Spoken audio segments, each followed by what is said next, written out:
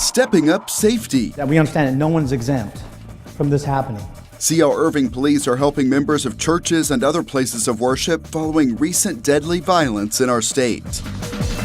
Hotel Hotspot. Everywhere you look, it's so much fun now seeing all this construction happening. In North, South, and West Irving, new hotels are under construction. We have new numbers on the impact. Inspiring athletes. If you've never come out to a Special Olympic event, come out there and you'll be blessed. See the Irving event attracting Special Olympians from around the region. Plus a preview of a museum celebrating history and the new spot where beer aficionados may have a tough time making a decision. Now on City Source. More new restaurants are opening at the Toyota Music Factory, and we are getting a look inside. Hello and welcome to City Source. I'm Thomas Gandy. Our coverage from the new entertainment venue is coming up. But first, leaders of churches, temples, and other places of worship are adding to their security measures, and Irving Police are sharing some of the best ways how. It all comes after a deadly tragedy no one saw coming. It all unfolded around 11:30 this morning when an armed man took down the teenager and 7 other children during his senseless rampage.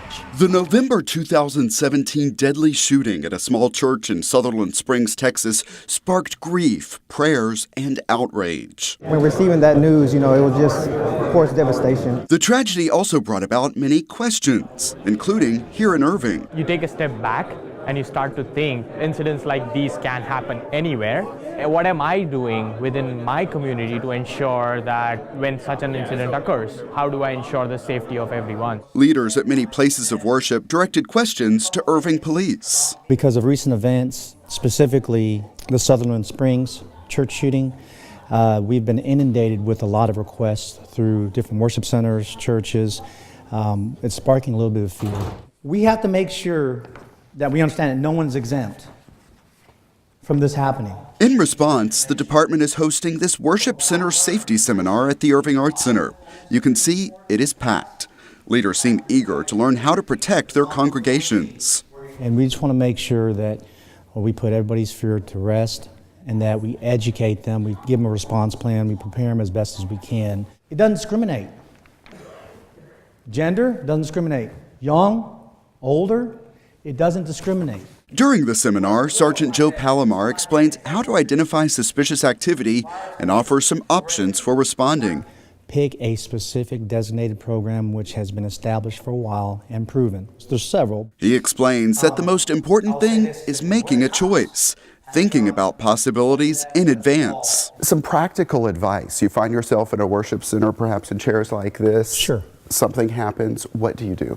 So when the event actually occurs is not the time to respond or think about what to do, because you get into the deliberation stage. It may be denial. It may be to the point where you just don't know what to do. You freeze. They can be tough scenarios to consider, especially within a place of worship. But Sergeant Palomar says the training and the advanced thinking could save lives. You're training, you're conditioning your mind to be able to respond. What things could you use if you choose to defend yourself?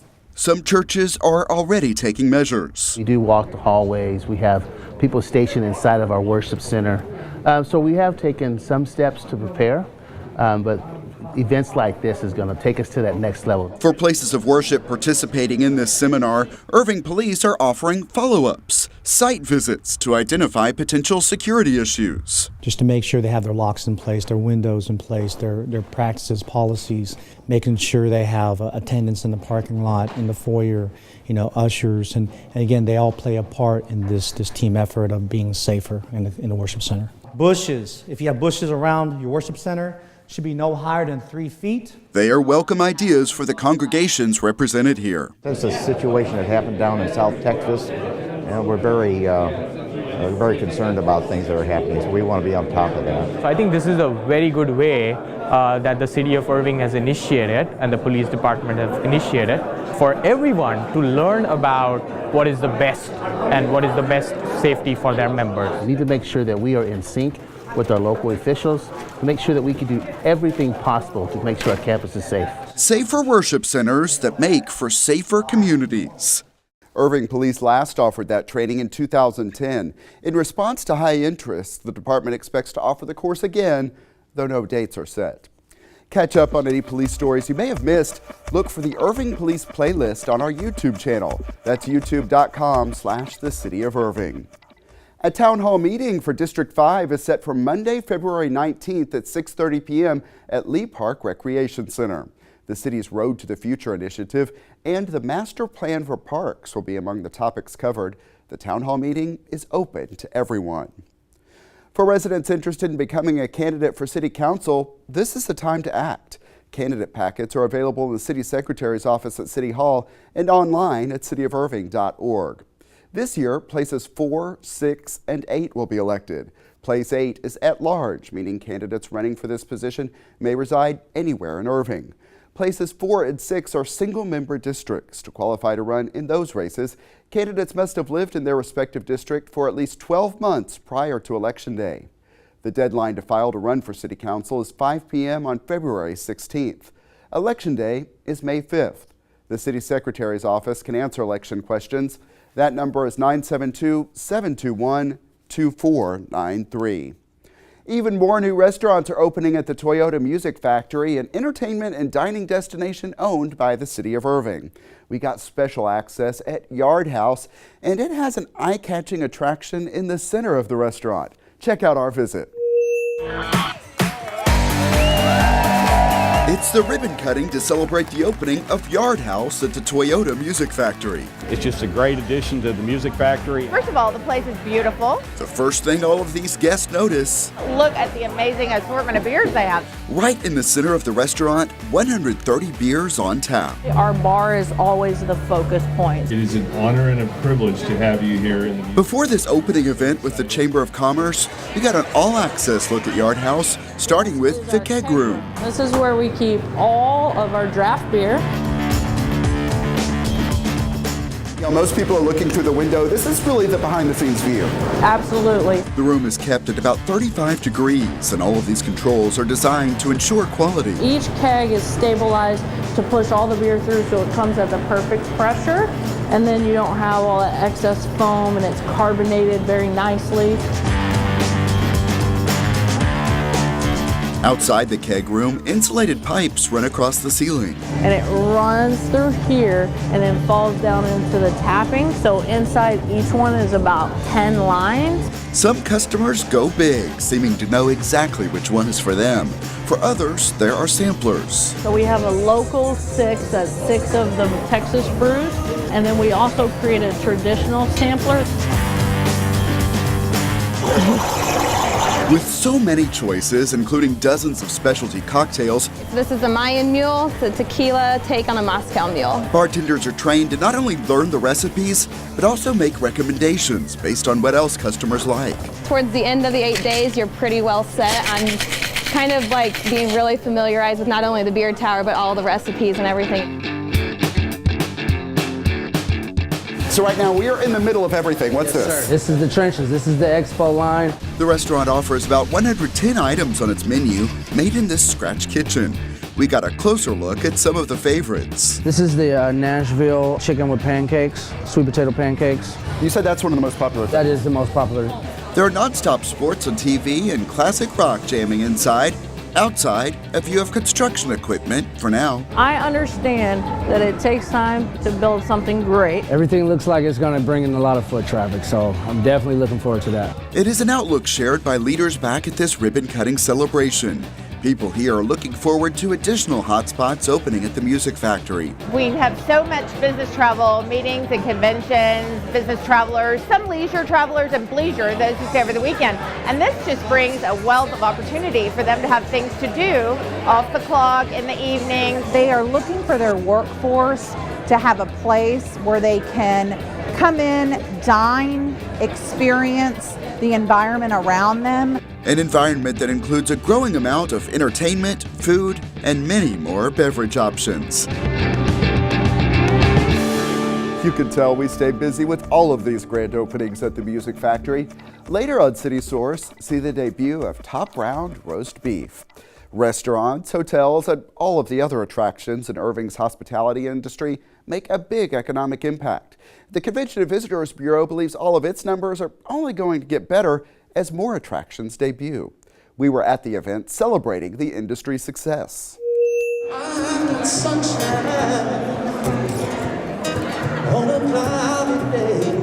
It's upbeat music that sets a mood. It just brings good energy, man. Music in general. And it's also part of the message at this event. So we're getting all sorts of cool music all around town. The Irving Convention and Visitors Bureau is sharing those musical notes during the hospitality industry's annual meeting at the Convention Center. We know from all sorts of data in the visitor industry that that is what people are looking for. They want to find live music. They want to find something interesting. With the debut of the Toyota Music Factory and other attractions, Irving has more places than ever to enjoy live music. At this meeting, it's not only about the tunes, but how all of the city's features can draw more people here. It's a lot of fun, and there's a lot going on in the city, and that's going to be great. We start our 7th year for the Irving Convention Center this week. Executive Director Maura Gast updates the crowd on the industry by sharing a lot of numbers. If you only remember one, she wants it to be this. So 119, our sales team hit 119% of their goal this past year. And that's a really big deal because we didn't have any new inventory to sell. Irving finished 2017 with 73% hotel occupancy. That beats the rest of Texas and the country. Average daily room rates are also higher. New hotels are under construction all over the city. Irving has really done some great things to bring business to us. So business is going great. All hotels generate jobs and taxes that fund Irving's museums and tourism initiatives. At this event, the Convention and Visitors Bureau honors people and groups bringing business here. Among them, Drive Nation. Recipient of the Nelson Award is Drive Nation. NBA All-Star Jermaine O'Neal chose a site in Irving at DFW Airport to open a massive youth sports training facility, already proving very successful. We've gotten a lot of not only local recognition, but nationally as well. A lot of groups have reached out to us, and to be able to get this award so early in the game means a lot. This year's recipient is J.C. Gonzalez. J.C. Gonzalez chairs the Irving Hispanic Chamber of Commerce Board, which has brought in several state and national events. Hoping to bring more conferences and more events and showcasing our beautiful community. Along with celebrating the honors, people here are also looking ahead. You look across the street at the West End Headquarter Hotel, it feels like every time I turn around they've added another floor, so that project is just cranking along and they'll be open the end of 2018. The nearby Texacan Court Hotel is also expected to open by the end of this year, along with more hotspots at the Toyota Music Factory. It's going to be a great year ahead for the city. It's really a lot of opportunity to take us from one level to the next once the hotels get open and all the hospitality. People will come here for our convention, stay at our hotel, and have entertainment next door, not have to go to surrounding cities. It's a one-stop shop. In South Irving, Southern Junction opened, and there's the Texas Musicians Museum. The area also draws a lot of business from the airport. We're doing a remodel of our hotel. Our neighboring hotels, 3 of them are remodeling as well. So I think things are really looking up for the South Side. To help spread the word of all that the city offers, the Convention and Visitors Bureau is debuting a new magazine called Surveyor. We get inquiries from visitors all year long. We'll put them in the state visitor information centers. We'll make them available for our hotels to distribute to their guests. The debut issue highlights the expanding music scene in Irving. Music that is expected to add fun and jobs. About 20,000 jobs in the city are already supported by the hospitality industry. Jobs like Lukman Rashada's. He plays at corporate events. That's my full-time gig, yeah. Making an economic impact that's a happy tune in Irving. The keynote speaker for that event was Dylan Thuras, author and co-founder of Atlas Obscura. In our ongoing series, Investing in Our Future, residents are finding out how they can be part of the planned Irving Archives and Museum. It will be built on the first floor of the former Central Library. Brett Wheeler has that story. The History Museum, planned for the former Central Library, now has a new name. The Irving Archives and Museum. Here it is, it's happening, we're on the way. A new name for a new imagined space that will hold the history of Irving. And with the IAM in place, organizers hope that residents will be proud to say, I am Irving, Texas. This isn't just a history museum. This is a museum for the community, and it's about, I am Irving, Texas. It's about being a part of Irving, and so we want people to really be, like, I am.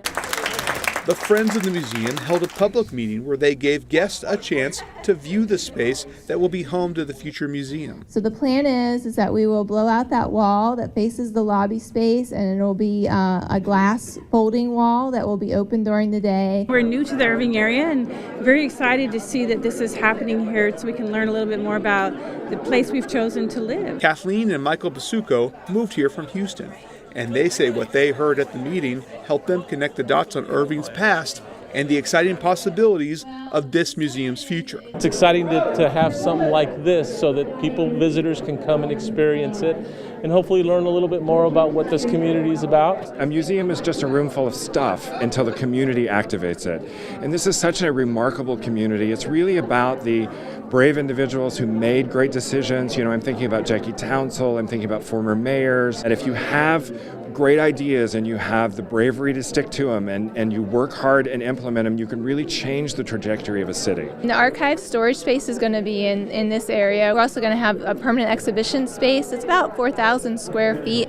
And then this front space is going to be a community space. And we're really excited about that because we want to engage different cultural groups in the community and have them come and help us program that space. In addition to those new features, the IAM will also have a small recording studio. We're planning on putting an audio recording studio in here so that grandkids can interview their grandparents. And I don't know about you, but if I had a video or an audio recording of me interviewing my grandmother, I'd be here every other day listening to that. Other treasures the museum is looking for are from longtime residents who would be willing to donate items that they think might have been important to the city's development. Our archive collection is really amazing, but we don't have a lot of artifacts or the three-dimensional things. We have some things, but not many, and we know that there are things in attics and basements and garages, that are kind of hiding away. And I actually had a few people come up to me after the meeting saying, I'll be in touch. Even if it's not on display all the time, it'll be part of our research collection. It'll be used for temporary exhibitions and then eventually online availability as well. Organizers hope that this empty space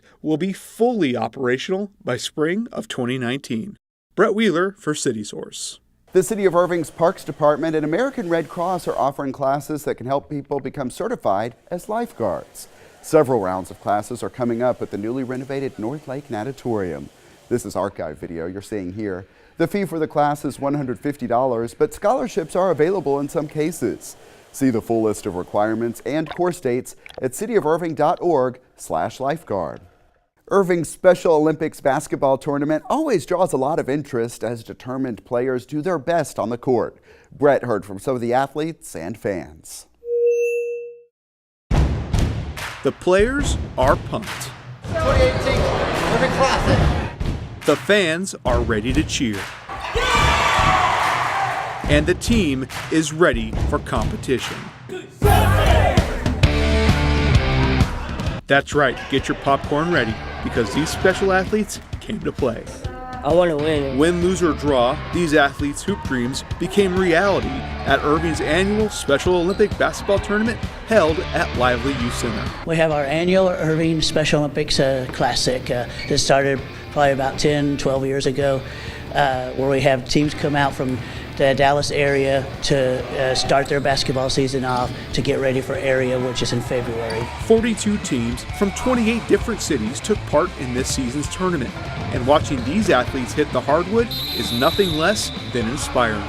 It's been great. I've been involved with it now probably 8 years. I've been the head for 4 years now, and all the coaches know each other, all the athletes just from being in all the different sports and all the different tournaments, everybody knows each other, so everybody's out here rooting. And while these competitors might have different disabilities, none of that matters once they're on the court.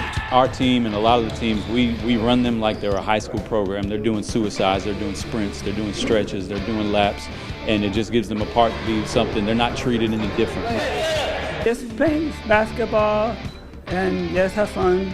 And while the work they put into the game is hard, these all-stars come back year after year for more.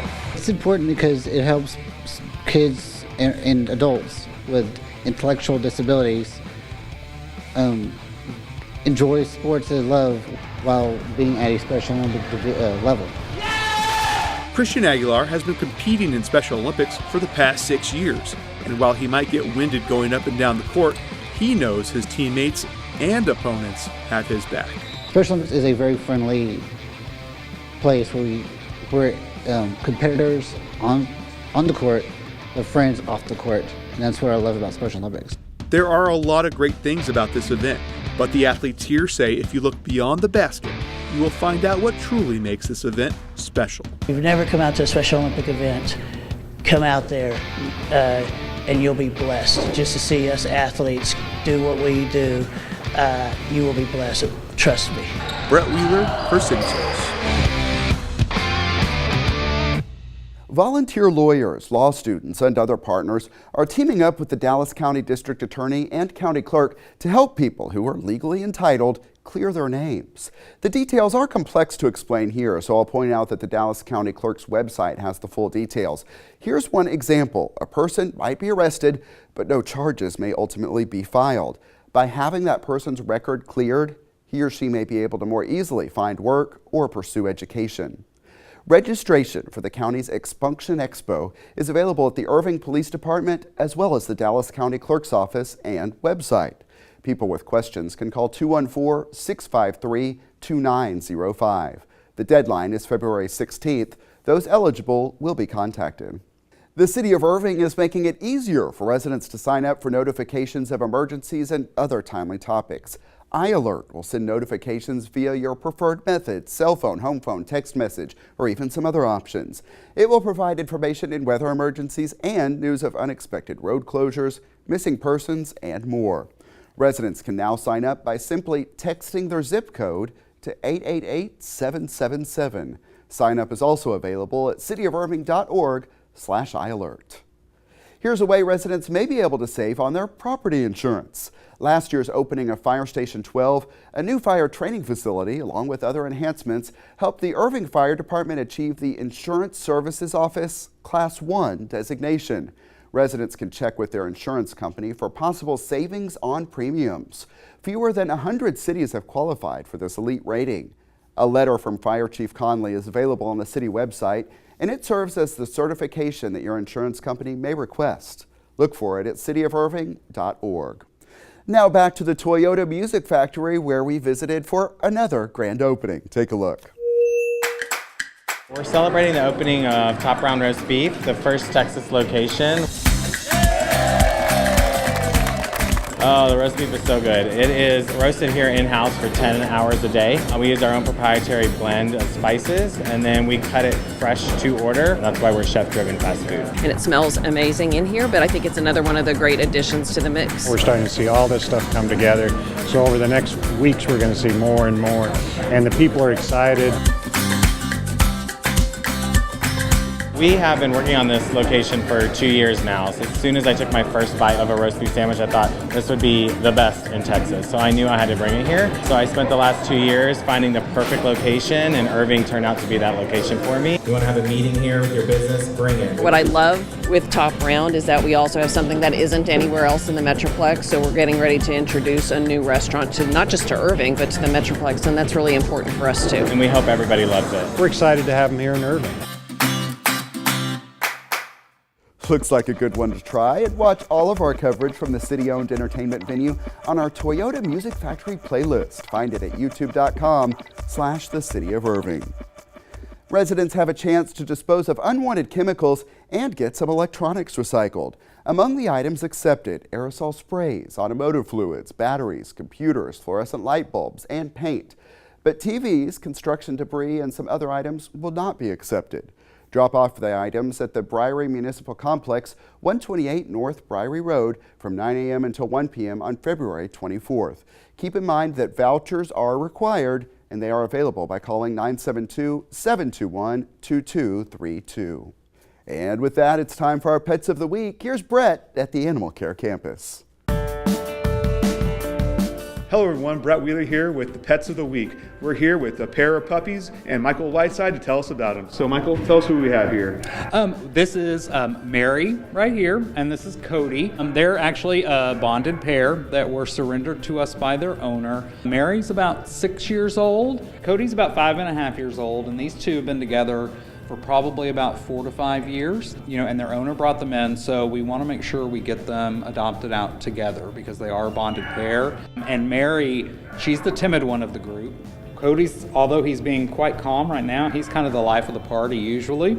These two are just best friends. They've been together for a long time. And just talk about the importance of keeping them together. I mean, that's really key. I mean, they're used to being with each other. They're used to playing together. When they're out in a yard together, they really enjoy each other's company. If people are concerned about taking in 2 dogs at once, with these two, you really don't have to worry about it. It's not like you're taking in 2 puppies. They're house trained as far as we know.